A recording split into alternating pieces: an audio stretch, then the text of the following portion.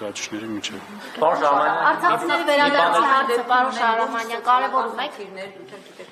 Սոցիալական սուր խնդիրներից պարզապես չգիտեն ուղղակի որ մեկի դուռը թակեն, անդադ լրագրողներին խնդրում են մարաթոններ, հաշվի համարներ են տալիս, բայց դա հարցի համակարգային լուծում չէ։ Ձեզ էլ այս իշխանությունները պարզապես փորձում են անտեսել, արհամարում են, չեն ընդունում, այնտեղ մեկը իշխանական падգամավորներից ասում է Շահրամանյան թող ինքնասպան լիներ, չստորագրեր Արցախի էջը։ Հիմա ո՞նց եք դուք այս միջավայրում պատկերացնում արցախցիների շարքային արցախցիների սոցիալական խնդիրները։ Առաջին այդ նույն հայտարարություն անողը անձամբ ինձանից ներողություն է խնդրել, երբ իմացել է ճշմարտությունը։ Երկրորդը, այո, եւ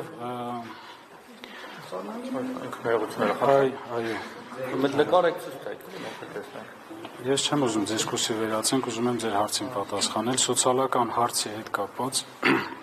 Այո, արցախցիները կանգնած են լուրջ սոցիալական հարցերի եւ բախվում են դրան։ Որ ասել Հայաստանի կառավարությունը ոչինչ չի ասում, դա սխալ կլինի, որովհետեւ լուրջ ֆինանսական միջոցներ է բողովում այդ ուղղությամբ։ Բայց դա բավարար չէ, որպեսզի արցախցիները արժանապատիվ կարողանան ինտեգրվել եւ շարունակել ապրել Հայաստանի Հանրապետությունում։ Ես նաեւ գիտեմ այդ հարցն էլ կառաջանա ձեր մոտ։ Արցախցիները իրենց համարում են Հայաստանի քաղաքացի, որովհետև իրենք ունեն համապատասխան անձնագրեր եւ ոչինչով չեն տարբերում Հայաստանի քաղաքացիներից։ Պարոն Շահրամանյան, սրա հետ կապված անգամ հանրայինի եթերում Գեղամ Ստեփանյանի հարցազրույցի ընթացքում ասում են հələ մի հատ դարեք Հայաստանի Հանրապետության քաղաքացիներ նոր Հայաստանի կառավարությունից ինչ-որ բան պահանջեք։ Ես ին վրա ներողություն։ Ես ուզում եմ ուշադրել։ Ես ին վրա օրինակը կբերեմ։ Ես հանդիսանում եմ Հայաստանի Հանրապետության ազգային անվտանգության ծառայության թոշակառու։ Ես ունեմ Հայաստանի Հանրապետության քաղաքացուն տրամադրվող ID քարտ։ Ես ունեցել եմ դիվանագիտական անձնագիր։ Հիմա ասեք, ես ոնց կարող եմ ոչ Հայաստանի քաղաքացի։ Պարոն Շահրամանյան, վերադառնալով ներդրումային ֆոնդին, դուք չասացիք սկզբում իմ հարցին պատասխանը, որքան գումար կա այդ ֆոնդում, ինչպես է սառեցվել, եւ դուք առաջարկում եք գնալ ժամը 10-ին հավաքվել, նախ հավաքվել ձեզ մոտ, հետո գնաք ինչ-որ խմբով դատախազություն եւ դիմել եք, որ դատախազը ձեզ ընդունի, թե ոնց եք պատկերացնում։ Նայեք, ես նշել եմ, որ բազմաթիվ անգամ հանդիպել եմ նախաձեռնող խմբի հետ։ Նախ ինչքան գումար կա, ասեք։ Տեղյակ եք դրանից։ Ներդրումային հիմնադրամի գումարները այս բան սառեցված են, հստակ թիվ չեմ կարող ասեմ, բայց նաև կա Հայաստան ընդհանուր բյուջետային մնացորդները եղել են մոտ 1.4 միլիարդի կարգի։ Իսկ հիմա այսպես կոչված թալանից հետո էլի։ Չէ, դա ես ասում եմ բանը։ Հայաստան տեղափոխվելուց հետո 1.4 միլիարդ դրամի 1.4 միլիարդ բյուջետային մնացորդներ ունենք, որոնք Հայաստանի կառավարության որոշման համաձայն իրենց հետ համաձայնեցնելով ծախսվում են միայն ու միայն սոցիալական աջակցություն։ Դրամի մասին խոսքը։ Եվ մի բան էլ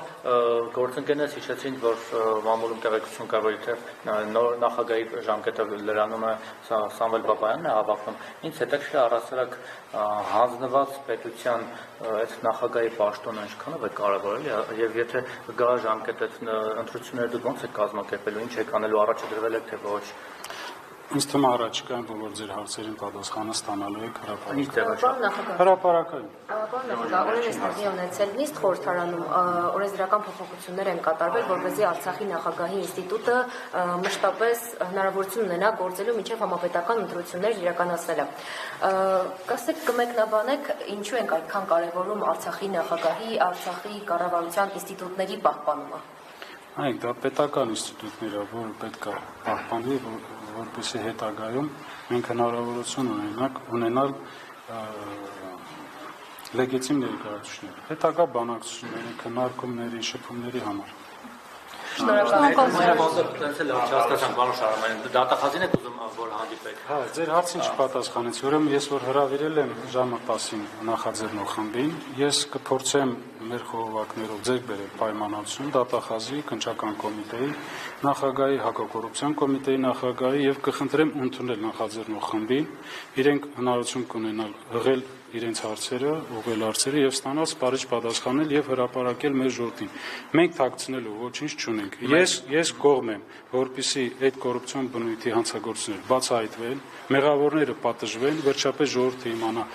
ովքեր են մեղավորները եւ դա չպրոյեկցվի բոլորի վրա։ Դա մեր համար էլ է շատ դժվար, որովհետեւ այսօր դուք ինչպես նշում եք, նախագահին են փորձում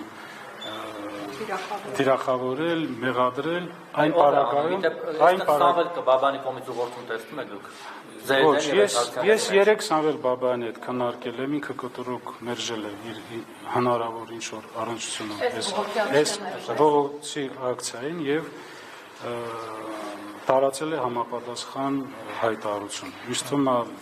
մնացած հարցերը Պարոն Շահրամանյան, ատելություն ենք հարազում արցախցիների հանդեպ, ինչու դուք որպես Արցախի նախագահ կոշտ եւ կոպիտ պատասխան չեք տալիս։ Ես այդ հարցին պատասխանեցի, որ մենք դատապարտում ենք եւ ովքեր այդ նման հայտարարություն անում են, դրանք պարակտում են մեր հասարակությունը եւ ներազգային ճշնամանք են սերմանում։ Պատասխան չեք տալիս, որպեսզի նրանք հասկանան, որ ի վերջո Դատապարտելուց բացի էլ ինչ պատասխան։ Պարոն Շահրամանյան, հնարավոր է ոչ թե ձեր անձի դեմ ուղղված լինեն այսպիսի ակցիաներ, այլ նախագահի ինստիտուտի, Արցախի Հանրապետության նախագահի ինստիտուտի, որ վերջնականապես ինչպես տարածվում է, փակեն էջը։ Ամեն ինչ հնարավոր է, ինձ թվում է դուք այդ հնարավորությունը ունեք նաեւ